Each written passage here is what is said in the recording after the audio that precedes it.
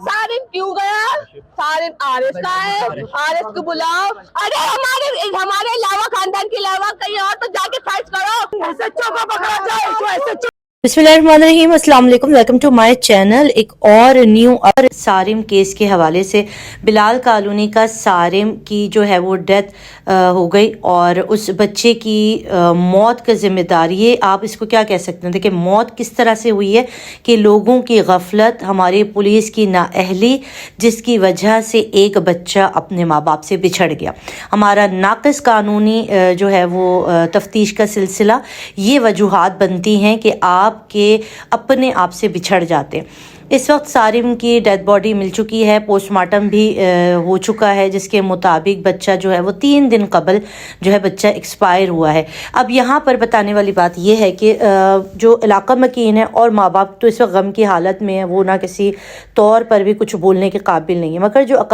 इलाका मकीन है और जो वहाँ पर रिहायशी हैं बिलाल कॉलोनी के, उनका इस वक्त पुलिस को लेकर उनका सारा का सारा गुस्सा जो पुलिस पर उतर रहा है कि जब उन्होंने कहा था कि कारी साहब पर शक है और कारी साहब को गिरफ़्तार करने के चंद ही घंटों के बाद बेल दे दी गई, उसके बाद वो बंदा वापस आता है और उसके बाद उसने जो कार्रवाई की। अभी यहाँ पर कबल इस वक्त है कि कहना कि कारी ही इसमें मुलव्विस था या कोई और इनका जानने वाला था जिसने ये सब कुछ किया है। SHO को पकड़ा जाए, इसको SHO बार-बार आ रहा है,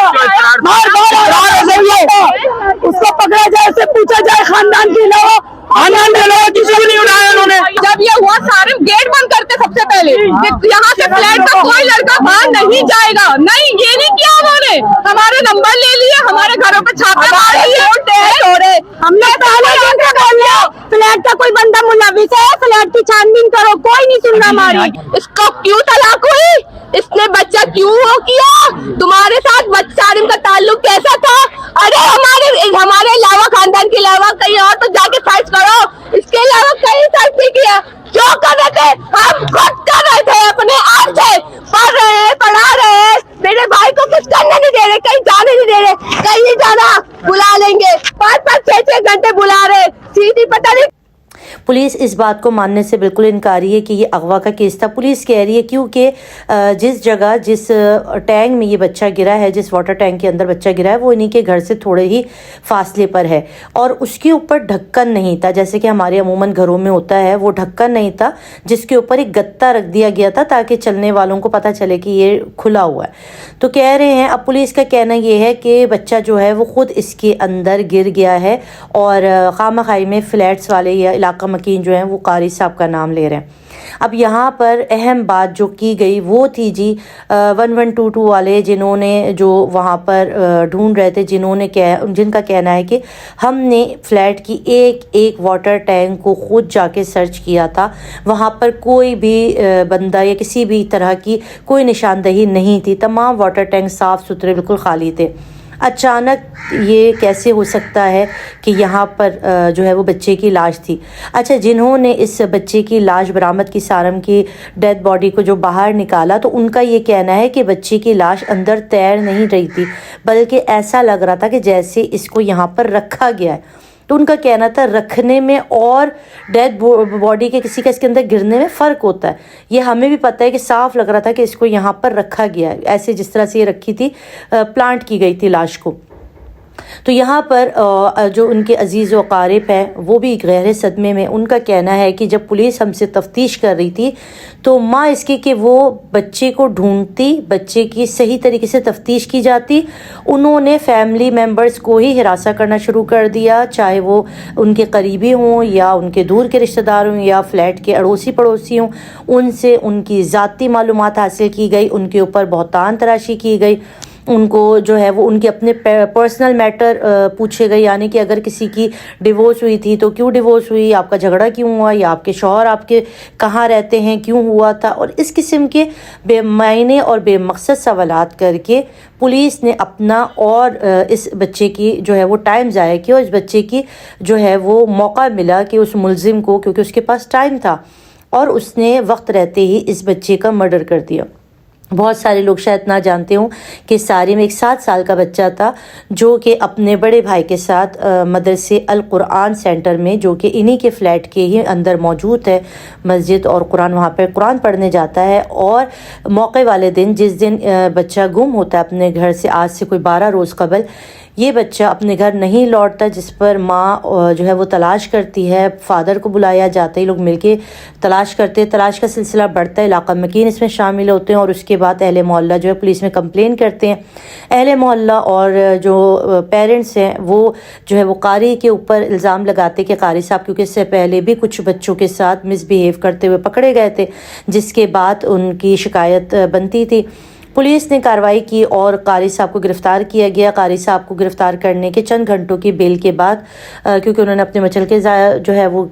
جمع کروائے اور ان کو بیل ہو گئی، اور وہ پھر واپس اپنے مدرسے پہنچ جاتے ہیں۔ اس کے کچھ دن کے بعد پھر قاری صاحب کے موبائل فون کے اندر سے کچھ ایسی چیزیں ملتی ہیں، ایسا کچھ مواد ملتا ہے جس پر دوبارہ ان پر شک کیا جاتا ہے اور ان کو دوبارہ سے گرفتار کیا جاتا ہے، مگر اس کے بعد پھر ان کو چھوڑ دیا جاتا ہے۔ آپ بتائیے، اگر کسی پر آپ کو شک ہے اور آپ کی پولیس اس کو بار بار گرفتار کرتی ہے اور چھوڑ دیتی ہے، اور اگر بالفرض میں آپ سے کہہ رہی ہوں، اگر بالفرض یہ بچہ واقعی اس قاری صاحب کے پاس موجود تھا، یا ان لوگوں کے درمیان کوئی ایسا شخص تھا جس نے اس بچے کو اغوا کیا ہوا تھا، اس کے لیے ایک 7 سالہ بچے کو قید کرنا یا اس کو پکڑ کے رکھنا کتنا مشکل تھا؟ بہت آسان کام تھا۔ اس نے اس کو اسی فلیٹ میں کسی جگہ پر چھپا رکھا تھا، جب وہ اس بچے کو یہاں سے نہ لے جا سکا، اور اگر اس نے اس کے ساتھ کوئی ایسی چیز کی تھی جس کے بعد اس کو پتہ تھا، کیونکہ یہ بچہ اس شخص کو اچھی طرح جانتا تھا، اور یہ ماں کا بھی ایسے ہی کہنا ہے کہ میرا بچہ کوئی سیدھا سادہ معصوم سا بچہ نہیں تھا، 7 سال کا بچہ تھا، ماشاءاللہ بہت ہوشیار، سمجھدار، اور میرا کافی سمجھدار بچہ تھا۔ اگر اس کو کوئی لے کر گیا ہے وہ ایسے ہی نہیں جا سکتا تھا، اگر اس کو کوئی اپنا جاننے والا بہلا پھسلا کر لے کر گیا ہے تو یقیناً وہ اس بچے کو اچھی طرح سے وہ جانتا ہے کہ کون ہے۔ اور ظاہر سی بات ہے، اس طرح کے کیسز یہ پہلی بار تو نہیں ہوا پاکستان میں، ایسے بہت سارے کیسز ہیں جس کے اندر ہم دیکھتے ہیں کہ قرآن پڑھانے والے مدرسے کے جو اساتذہ ہوتے ہیں یا مدرسے کے جو پڑھانے والے قاری صاحب ہوتے ہیں، وہی ان بچوں کو جو ہے وہ ان کے ساتھ بدفعلی کرنے کے بعد ان کو قتل کر دیتے ہیں۔ تو ایک اسلامی ملک ہے، اور اس کے اندر جب تک آپ قانون نافذ نہیں کریں گے، جب تک آپ اس طرح کے لوگوں کو چوراہے پہ لا کے سزا نہیں دیں گے، یہ چیز نہیں رکنے والی ہے۔ یہ ایز اے معاشرہ ہمیں اس کو سمجھنا پڑے گا کہ ہم کس طرح اس کو اس چیز کو قابو پا سکتے ہیں۔ قابو پانے کا ایک ہی طریقہ، یا تو ہماری ابھی جو ہے اہل مکین، میں اپنی بات تو ایک طرف رکھوں، جو اہل علاقہ ہیں یا جو ان کے رشتہ دار ہیں، ان کا پہلا مطالبہ ہے کہ جو بلال کالونی کے ایریے کی جو پولیس ہے، جو جہاں پر یہ کیس گیا تھا، تھانہ جو ہے وہ کہہ رہے ہیں اس میں ملوث ہیں، ان کے تمام اہلکاروں کو فی الفور حکومت سندھ جو ہے وہ وہاں سے فارغ کرے، کیونکہ انہوں نے اس کیس کو جو ہے وہ بالکل صحیح طرح سے ہینڈل نہیں کیا، مس ہینڈل کیا گیا، اور اس کیس کے اندر بالکل بھی صحیح طریقے سے کارروائی نہیں کی۔ اگر وہ صحیح طریقے سے اس کیس کی تفتیش کرتے تو آج یہ بچہ ہنستا مسکراتا خوبصورت سا سارم اپنے ماں باپ کے پاس ہوتا، کیونکہ یہ اتنے دن تک زندہ تھا۔ اس بچے کی ڈیتھ آج سے سمجھے 3 دن پہلے ہوئی ہے، اور اس کو پانی میں ڈالا گیا ہے، مار کے اس کو پانی میں ڈالا گیا ہے۔ ابھی جو پوسٹ مارٹم کی مزید رپورٹ ہے وہ آنا باقی ہے۔ ابھی جو اہم رپورٹ آئی ہے وہ یہی ہے کہ ابھی اس کی جو بچے کی موت ہوئی ہے وہ 3 دن قبل موت ہوئی ہے، تو اس کا مطلب ہے جو اتنے دن سے یہ ماں باپ سرگردہ تھے، پریشان تھے، ایک